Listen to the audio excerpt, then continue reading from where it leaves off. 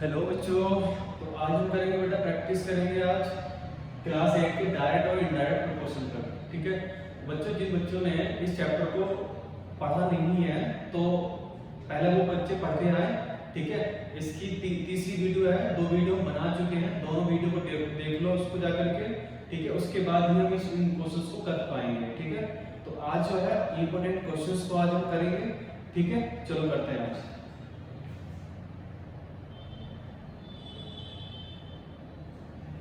देखो बेटा, इसमें क्वेश्चन में क्या दिया हुआ है, 40 kg of pulse cost 441 dollar. ठीक है, what is the cost of 22 kg of pulses. अब बच्चा ये बताओ, मान लीजिए आपने कितना खरीदा, 14 kg पल्स खरीदा। ठीक है, 14 kg पल्स खरीदा, उसका कॉस्ट है 441 डॉलर। बेटा अगर जब वेट को बढ़ा दोगे पल्स का तो हमें पैसे कितने देने पड़ेंगे, ज्यादा देने पड़ेंगे कम, ज्यादा देने पड़ेंगे। मतलब आप दुकान पर गए, आपने वहां पे कुछ चीज खरीदा, तो उस चीज को ज्यादा खरीदने के लिए तुमको ज्यादा पैसे देने पड़ते हैं। तो बेटा ये क्वेश्चन किसमें हो गया है, डायरेक्ट प्रोपोर्शन में हो गया है। किसमें हो गया, डायरेक्ट प्रोपोर्शन में हो गया। तो बच्चों ने बताया था डायरेक्ट प्रोपोर्शन में क्या करते हैं, देखो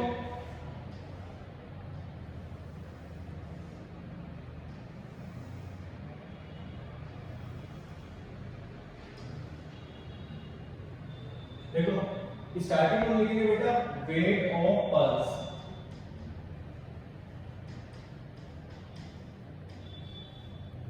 पल्सेस, ठीक है, और यहां लिखेंगे कॉस्ट ऑफ पल्सेस। वेट बेटा किस में लिया हमने, केजी में लिया है, और पल्स लिया है इसमें कॉस्ट डॉलर में। ठीक है, चलो बेटा अब भी बताना है बेटा, जब मेरे पास वेट कितना था 14 kg, तो बेटा उसका कॉस्ट कितना दिया हुआ है 441 डॉलर। जब मैंने अपना वेट बढ़ा दिया है पल्स खरीदने का, कितना कर दिया बेटा 22, तो हमें तो ये निकालना है बेटा। तो कैसे निकालेंगे, पहले तो हमें ये चेक करना है कि डायरेक्ट प्रोपोर्शन में या इनडायरेक्ट प्रोपोर्शन में। तो कौन से प्रोपोर्शन में है, डायरेक्ट प्रोपोर्शन में। तो बेटा देखो डायरेक्ट प्रोपोर्शन में क्या होता है, ये x1 होता है, ये y1 होता है, ये x2 होता है, ये y2 होता है। तो बेटा क्या होता है डायरेक्ट प्रोपोर्शन में, x1 upon y1 is equal to x2 upon y2 होता है। ठीक है, यहाँ पे x1 की वैल्यू तो बेटा 14 अपॉन y1 कितना है बेटा 441 इज इक्वल टू x2 बेटा कितना है 22 अपॉन y2 कितना है बेटा y2 हम निकालेंगे। ठीक है, तो बेटा कैसे निकालेंगे, इस y2 को इधर लेके जाओ, क्रॉस मल्टीप्लिकेशन कर लेंगे, इसकी मल्टीप्लाई और इसकी मल्टीप्लाई कर दो। 14 multiply y2 is equal to कितना हो गया 22 मल्टीप्लाई 441। ठीक है, अब 14 को नीचे लेके चले जाएंगे, तो बेटा y2 कितना आ गया 22 मल्टीप्लाई 441 अपॉन 14। अब बेटा डिवाइड कर लेंगे, डिवाइड करो, 2 से 14 2 11। ठीक है, ये 7 से कट जाएगा, ट्राई करो बेटा कट जाएगा क्या, 7 6 जा 42, कितना बचा 2 बचा, 2 आगे कितना है 1 21 हो गया, तो 7 3 जा 21। बेटा अब मल्टीप्लाई कर लो, 11 3 जा 33, 3 कैरी, 11 6 जा 66 और 3 कितना हो गया 69। तो बेटा अब तुमको कितने रुपए देने पड़ेंगे, डॉलर में कितना देना पड़ेगा, कितना देना पड़ेगा डॉलर में बेटा कितना देना पड़ेगा 693 रुपीस आपको देने पड़ेंगे। तो बेटा आंसर हो गया ऑप्शन नंबर डी। ठीक है, समझ आया बच्चों, ठीक है, चलो आगे चलते हैं।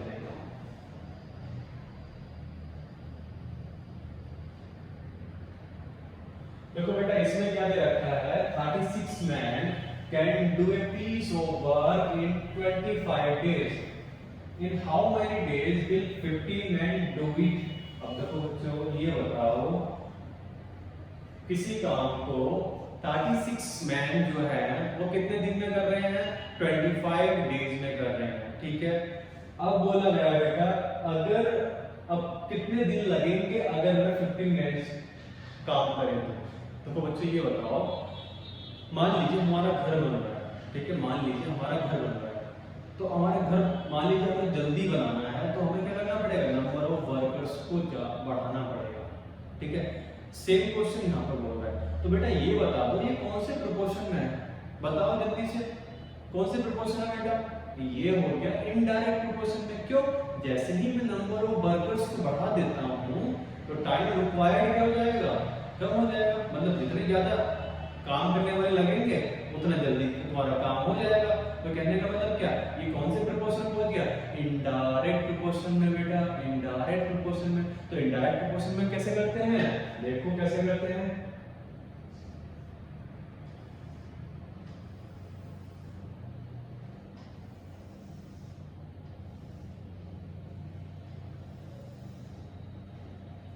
देखो हम लिखते हैं मैन, ठीक है, और ये लिखेंगे वर्क, एक मिनट इन डेज, और ये मैन, ठीक है। देखो कितने मैन लगे बेटा, 36 मैन लगे हैं और कितने दिन में काम कर रहे हैं बेटा, 25 डेज में काम कर रहे हैं। अब हमको निकाला है बेटा 15 मैन, अगर 15 मैन काम करेंगे तो कितने दिन में करेंगे बेटा, तो हमने बताया था ये किस प्रोपोर्शन में, इनडायरेक्ट प्रोपोर्शन में। मान लेते हैं बेटा ये x1 है, ये y1 है, ये x2 है, ये y2 है। तो बेटा आप कैसे करते हैं इनडायरेक्ट प्रोपोर्शन में, x1 y1 x2 y2। तो रख दो बेटा, x1 की वैल्यू कितनी है 36, y1 की वैल्यू कितनी है 25, x2 की वैल्यू कितनी है बेटा 15 और y2 हम निकालेंगे। तो बेटा y2 निकालो, क्या करना है 15 को इधर लेकर आना है, 36 multiply 25 upon 15 is equal to y2, ठीक है। तो बेटा काटो, 5 3 जा 15, 5 5 जा 25, ठीक है, और 3 से काट कर बेटा 3 बन जा 3 और 3 2 जा 12। तो बेटा मल्टीप्लाई करो कितना टाइम लगेगा, 12 5 जा 60, यानी y2 की वैल्यू बेटा कितनी आ गई 60। इसका मतलब क्या हुआ, इसका मतलब ये हुआ जैसे मैंने नंबर ऑफ पर्संस को, नंबर ऑफ मैन को कम कर दिया तो मुझे ज्यादा दिन लेने पड़ेंगे किसी काम को करने के लिए। तो बेटा इसमें कितना दिन लेने पड़ रहे हैं, उनको कितना डेज लेना पड़ रहा है, 60 डेज लेना पड़ रहा है, ठीक है। कितना हो गया बेटा आंसर, 60 डेज में ये काम पूरा होगा अगर 15 मैन इस काम को करें तो। क्लियर होगा बेटा, आगे चलते हैं।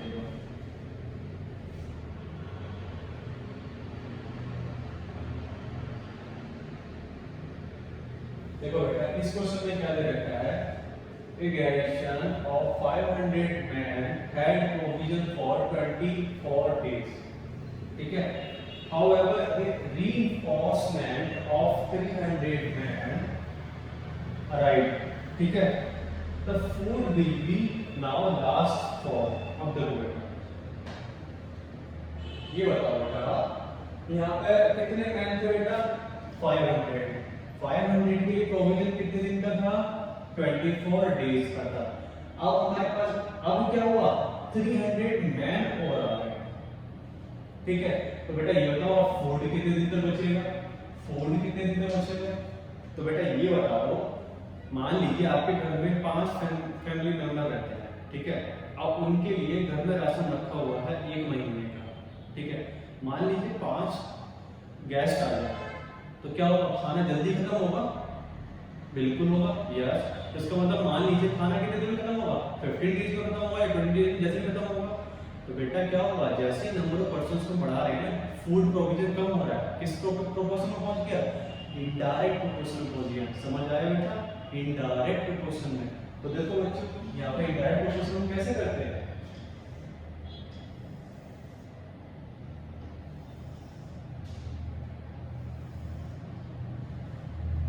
मैन यानी कि number of man, number of man which are food provision, food days में दे रखा है, हाँ 24 डेज। देखो बेटा, हमारे जब 500 मैन थे बेटा, तो फूड प्रोविजन कितने दिन के लिए था? 24 डेज के लिए था, 24 डेज के लिए था, ठीक है। जैसे ही मैंने नंबर ऑफ मैच क्या होगा, अराइव हो गया 300 मैच, 300 मैच को इसमें ऐड कर दोगे तो बेटा कितना हो जाएगा? 500 प्लस 500 तो थे पहले से, अब 300 और आ गया बेटा। इसमें क्या होगा? फूड प्रोविजन क्या होगा? अब देखो मान लेते हैं हमारे पास क्या है, ये तो निकालना है, तो बेटा ये बता दो ये कितना हो गया? 800। तो मान लेते हैं ये x1 है, ये y1 है, ये x2 है, ये y2 है। तो बेटा ये बता दो कौन से प्रोपोर्शन में है ये? इनडायरेक्ट या डायरेक्ट? इनडायरेक्ट क्यों? क्योंकि एक क्वांटिटी बढ़ रही है, दूसरी क्वांटिटी कम हो रही है, तो बेटा क्या होगा यहाँ पर? इनडायरेक्ट प्रोपोर्शन में क्या होता है? इनडायरेक्ट प्रोपोर्शन में क्या होता है? इनडायरेक्ट प्रोपोर्शन में क्या होता है बताए थे हम आपको, क्या होता है बेटा? x1 y1 equal to x2 y2। x1 कितना बेटा? 500 मल्टीप्लाई 24, x2 कितना हो गया? 800, y2 निकालना है। क्या करेंगे बेटा? देखो इधर 800 को इधर लेकर आ जाएंगे, 500 multiply 24 divide by 800 is equal to y2, ठीक है। अब देखो दो जीरो से दो जीरो कट गए, ठीक है। अब करो मल्टीप्लाई, अब एक 8 से कितना आ जाएगा? 8 3 जा 24, तो बेटा y2 कितना आ जाएगा? 5 3 जा 50, तो y2 कितना आ गया? y2 is equal to 50। इसका मतलब क्या हुआ कि अब जो फूड है बेटा वो सिर्फ 15 डेज के लिए बचेगा। अगर 300 लोग 300% और आ जाए तो समझ में आया बेटा? इनडायरेक्ट प्रोपोर्शन क्लियर हुआ अब तक? चलो बच्चों आगे चलते हैं फिर।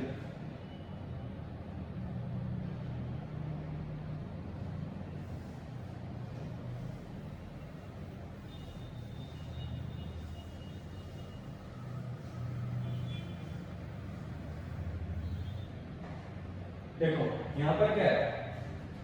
39% can repair A road in 12 days, ठीक है। Working 5 hours in a day. In how many days? 30% working 6 hours in a day complete the work. बेटा ये बता दो अभी कौन से प्रोपोर्शन में ज्यादा है? Same scenario, number of persons ज्यादा होंगे, ठीक है। तो रोड जो उसमें जल्दी बन जाएगी, नंबर ऑफ पर्सन जितने कम होंगे उतना लेट बनेगी। कौन सा प्रोपोर्शन हो गया? इनडायरेक्ट प्रोपोर्शन हो गया। तो बेटा यहाँ पर देख लो, बट यहाँ पर कितनी क्वांटिटी है? कितनी क्वांटिटी है बेटा? यहाँ पर 3 क्वांटिटी है। ध्यान से देखो बेटा यहाँ पर,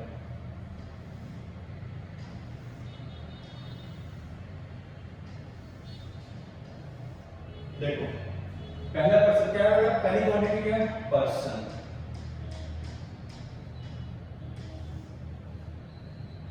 डेज है ना, नंबर ऑफ डेज, और hours, working hours, working hours, working hours, ठीक है। अब देखो बेटा पर्सन कितने लगे हुए थे उसमें काम करने में? 39, ठीक है। कितने दिन तक काम किया? 12 डेज। वर्किंग कितना है? 5, समझे। अब सेकंड केस में क्या है? हाउ मेनी डेज, यानी हाउ मेनी डेज मतलब क्या है? हमको ये निकालना है 30% यानी 30%, वर्किंग 6 आवर। अब देखो यहाँ पे 39 थे, यहाँ 30% हो गए, यहाँ वर्किंग आवर्स बढ़ गया और ये वर्किंग आवर्स कम है। अब देखो कैसे करते हैं? पहले होते हैं इनडायरेक्ट प्रोपोर्शन में, तो इनडायरेक्ट प्रोपोर्शन में क्या होता है? जब 3 क्वांटिटी होती हैं, x1 y1 मान लो z1 है, x2 y2 z2 मान लो, तो इनडायरेक्ट प्रोपोर्शन में क्या होता है बेटा? ये क्वांटिटी का मल्टीप्लाई होता है और इस वाली क्वांटिटी का मल्टीप्लाई होता है। तो कर लो बेटा, x1 y1 z1 is equal to x2 y2 z2, ठीक है बच्चों।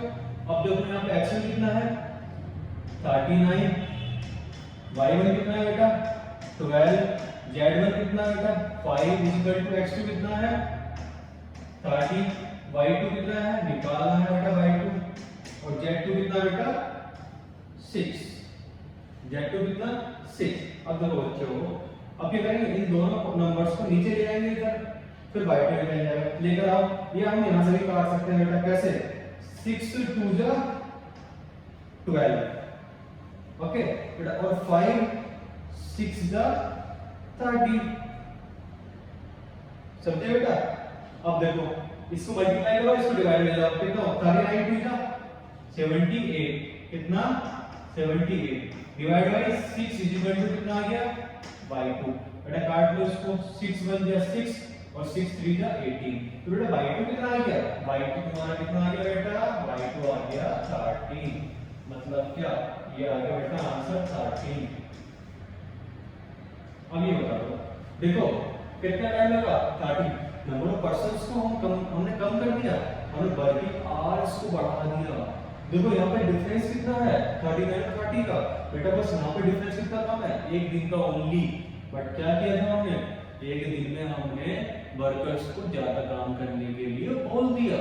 तो बेटा समझ में आया, कितना अच्छा क्वेश्चन था, वेरी गुड क्वेश्चन। तो बेटा आंसर कितना हो गया इसका 13, ठीक है। चलो नेक्स्ट क्वेश्चन करते हैं।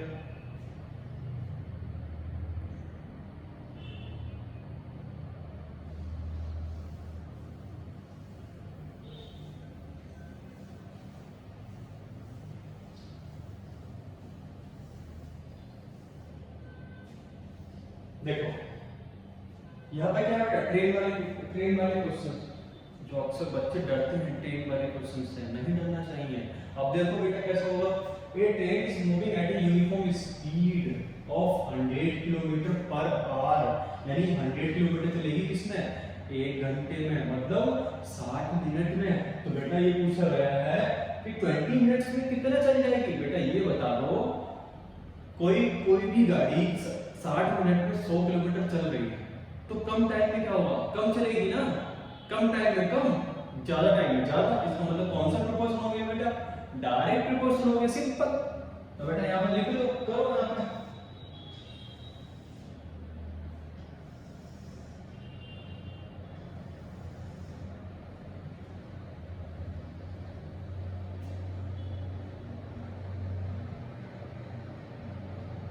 देखो यहां पे क्या है बेटा, स्पीड, और यहां पर डिस्टेंस। डिस्टेंस किसमें बेटा, किलोमीटर में, ठीक है, और स्पीड किसमें, किलोमीटर पर आवर। देखो बेटा स्पीड, डिस्टेंस और टाइम, सॉरी डिस्टेंस और टाइम नहीं है बेटा, डिस्टेंस और टाइम नहीं है, क्यों, क्योंकि स्पीड से मतलब ही नहीं है, कितने टाइम में हमें निकालना है। डिस्टेंस हो गई यार, डिस्टेंस बेटा ये मान लो, और टाइम मान लो बेटा यहाँ। डिस्टेंस कितना 100 किलोमीटर गाड़ी चलेगी बेटा कितने टाइम में, 1 आवर में, मतलब 60 मिनट में, 60 मिनट, मिनट से हम लिख देता हूँ बेटा, टाइम मिनट्स, ठीक है। अब पूछा गया बेटा, अब पूछा गया है कि 20 मिनट्स में कितना चलेगी बेटा, यानी 20 मिनट्स में निकालना है बेटा कितना चलेगी, ये हमको नहीं पता, तो मान लेते हैं बेटा ये क्या होता है x1, ये क्या होता है y1, ये क्या होता है x2, ये क्या होता है y2, ये क्या होता है दिस अपॉन दिस, क्योंकि किस प्रोपोर्शन में, डायरेक्ट प्रोपोर्शन में। तो बेटा आंसर क्या होगा 100 अपॉन 60 इज इक्वल टू, जो हमको निकालना है x2 अपॉन 20, सिंपल। तो बेटा 0 से 0 कट गया, 2 3 जा 6, तो बेटा कितने किलोमीटर चलेगी, x2 कितना आ गया बेटा, x2 आ गया 100 अपॉन 3 किलोमीटर, समझे बेटा 100 अपॉन 3 किलोमीटर। अब इसको काट लो, कितना कटेगा 100/3, 33, कितना आएगा 33 अपॉन 3, मिक्स फ्रैक्शन हम लिख सकते हैं, ठीक है बच्चों, समझ में आया। चलो नेक्स्ट क्वेश्चन करते हैं।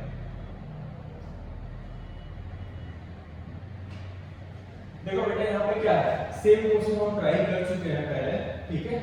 इस यहाँ पे क्या दिया हुआ है, if the cost of 20 books is 180, ठीक है, how much will 15 book cost. अरे ये तो सिंपल, बहुत सिंपल है, ठीक है बेटा, बहुत सिंपल है। ये होमवर्क कर देते हैं, ठीक है, ये रहेगा होमवर्क, है ना, ये होमवर्क रहेगा, ठीक है, वेरी सिंपल क्वेश्चन, होमवर्क रहेगा, ठीक है। चलो नेक्स्ट क्वेश्चन करते हैं।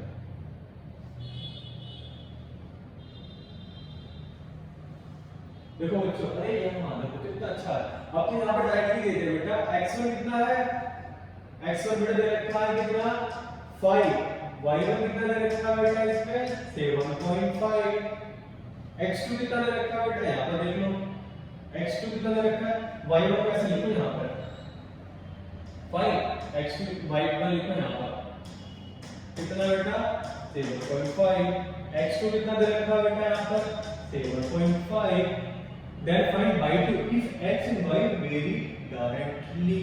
डायरेक्टली का मतलब क्या बेटा, ये है डायरेक्ट प्रोपोर्शन में, समझ आया बेटा। तो डायरेक्ट प्रोपोर्शन में क्या होता है, हमें पता था, क्या करते हैं बेटा, y2 निकालना है, कैसे, x1 upon y1 is equal to x2 upon y2, ये हमने देख लिया था, तो बेटा कर दो, x1 upon y1 is equal to x2 upon y2, किसमें बेटा, इन डायरेक्ट प्रोपोर्शन।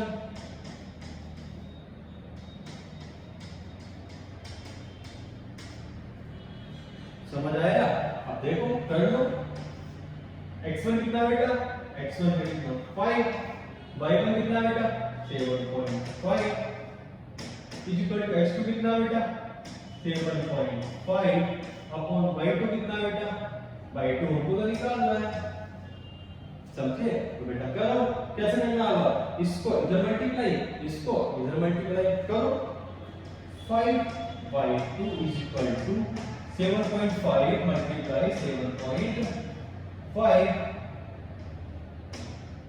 अब ठीक है। चलो y2 कितना आ गया बेटा 7.5 मल्टीप्लाई 7.5 डिवाइड बाय कितना 5, समझ आया। अब 5 से डिवाइड मार दो, डिवाइड के मारते पहले ऐसे कर लेते हैं, पॉइंट डालो कितना 1 0, ये वाला पॉइंट डालो 1 0, कोई दिक्कत नहीं, कोई दिक्कत नहीं। यहाँ पे देखो 5 1 जा 5 और 5 2 जा 5 5 5 जा 5 5 जा फिर 25, ये इससे कटेगा 15 टाइम्स। अब देखो बेटा कितना बचेगा, इस 75 की 15 की मल्टीप्लाई करो और डिवाइड करो, कितना है 100, कितना हो गया 75 मल्टीप्लाई 15 अपॉन 100, करो बेटा मल्टीप्लाई करो, कितना जाएगा 75 और 15 की मल्टीप्लाई करो, यहाँ पर 5 5 जा 25 तो क्या 5 7 जा 35 2 37 1 5 से 5 1 7 जा 7 5 1 1 2 5, ठीक है बेटा 55 जा 75 5 का 5 7 आ गया, क्या 15 7 जा 105 और 7 कितना होता है तो 1.225, कितना क्या 1.225 अपॉन कितना बेटा 100/2, पूरा 100 से डिवाइड मारोगे तो 0.6 हो जाएगा, 1125 इज द आंसर। कितना आंसर आ गया 11.25 इज द आंसर। बच्चों क्लियर हुआ अब तक, समझ में आ गया, ठीक है। चलो नेक्स्ट क्वेश्चन करते हैं, कॉपी कर लेना बेटा, चलो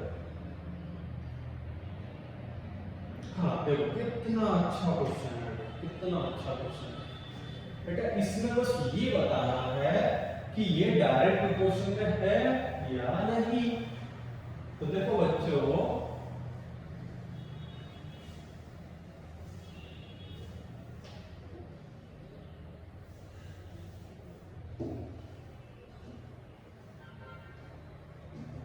देखो यहां पे क्या दिया हुआ बेटा, हमको बताना है कि which of the following table x and y vary inversely। Inversely मतलब इनडायरेक्ट प्रोपोर्शन में कौन सी टेबल वेरी कर रही है। तो बेटा हम पहले हमको पता होना चाहिए इनडायरेक्ट प्रोपोर्शन होता क्या है। क्या होता है, अगर मैं एक क्वांटिटी को बढ़ा रहा हूं तो दूसरी क्वांटिटी कम होनी चाहिए। समझे? अगर दूसरी क्वांटिटी को बढ़ा रहा हूँ तो पहली क्वांटिटी कम होनी चाहिए। मतलब एक क्वांटिटी के बढ़ने से दूसरी क्वांटिटी कम होनी चाहिए, तभी हम उसको बोलेंगे बेटा इनडायरेक्ट प्रोपोर्शन में। समझे? तो पहले वाला देखते हैं बेटा, यहाँ पर क्या है, ये देखो ये क्या हो गया, x1 ये y1, x2 ये y2, x3 ये y3, x4 ये y4। समझे? तो देखो बेटा अब क्या करेंगे, सिंपल तरीका। अब देखो बेटा, अगर इन दोनों का मल्टीप्लिकेशन सेम आ रहा है तो इनडायरेक्ट प्रोपोर्शन में है, अगर डिवीजन सेम आ रहा है तो वो इनडायरेक्ट, वो डिवीजन सेम आ रहा है वो है डायरेक्ट प्रोपोर्शन में, अगर मल्टीप्लिकेशन सेम आ रहा है तो वो है इनडायरेक्ट प्रोपोर्शन में। मतलब क्या, x1 अपॉन बेटा x2 करो, सॉरी y1 करोगे तो कितना आएगा यहाँ पे 4 अपॉन 6 यानी 2/3। जैसे मैं यहाँ पे करता हूँ बेटा 3 अपॉन 8, तो क्या 2 अपॉन 3 और 3 अपॉन 8 सेम है? नहीं है सेम, बिल्कुल भी सेम नहीं है। तो बेटा ये किसमें हो गया, इसका मतलब ये क्या डायरेक्ट प्रोपोर्शन में तो नहीं है, नहीं। अब चेक करना इनडायरेक्ट में है क्या। तो इनडायरेक्ट में चेक कैसे करते थे, x1 मल्टीप्लाई x2 कैसे करते थे, x1 multiply y1 equal to x2 multiply y2। बेटा जब ऐसे इनको मल्टीप्लाई करोगे तो कितना आएगा 24, इन दोनों को मल्टीप्लाई करो कितना आएगा 24, इन दोनों को मल्टीप्लाई करो कितना आएगा 24, इन दोनों को मल्टीप्लाई करो कितना आएगा 24। तो इसका मतलब बेटा क्या, पहला वाला जो है वो तो डायरेक्ट इनडायरेक्ट प्रोपोर्शन में है, किसमें है इनडायरेक्ट प्रोपोर्शन में। समझे? चलो अब इसको चेक करेंगे बेटा, सिंपल सेम तरीका, इन दोनों को मल्टीप्लाई करो कितना है 100, इसको मल्टीप्लाई करो 100, इसको मल्टीप्लाई करो 100, इसको मल्टीप्लाई करो 100। तो इसका मतलब ये क्या है बेटा, ये भी क्या होगा इनडायरेक्ट प्रोपोर्शन में होगा, इनडायरेक्ट प्रोपोर्शन में होगा। सेम तरीका यहाँ पे बेटा, अगर इन दोनों को मल्टीप्लाई करो 36 बनेगा, इसको मल्टीप्लाई करूं 36, इसको मल्टीप्लाई करूं 36, इसको मल्टीप्लाई करूं 36, सेम नंबर बन रहा है। अगर डिवाइड करता बेटा तो डिवाइड में दोनों नंबर सेम नहीं आते सारे, तो अगर मल्टीप्लाई करने पर नंबर सेम आ रहा तो वो किसमें है इनडायरेक्ट प्रोपोर्शन के अंदर है। तो बेटा ये भी किसमें है इनडायरेक्ट प्रोपोर्शन के अंदर है।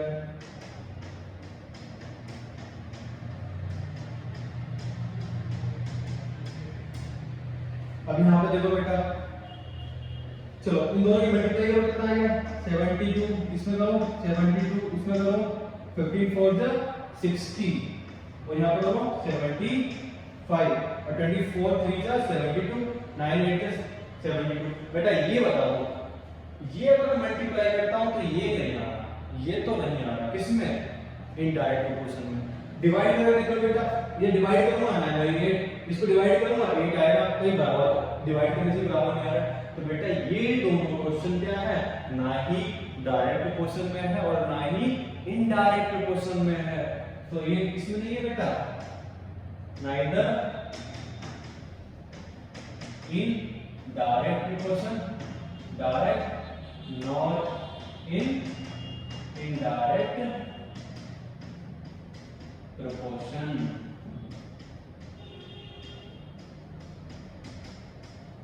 बेटा समझ में आया, समझे? ठीक है, ये अच्छा क्वेश्चन था। तो बेटा यहाँ पर आपका ये क्लास 8 का डायरेक्ट और इनडायरेक्ट प्रोपोर्शन बिल्कुल समाप्त हो गया है। ठीक है बच्चों, समझ में आया? अगर कोई डाउट है तो नीचे कमेंट कर दो, उसके बाद हम आपका जवाब दे देंगे। ठीक है बच्चों, आशा करता हूँ आपको ये समझ में आया होगा, क्लियर समझ में आया होगा। ठीक है बच्चों, ओके, जय हिंद, थैंक यू।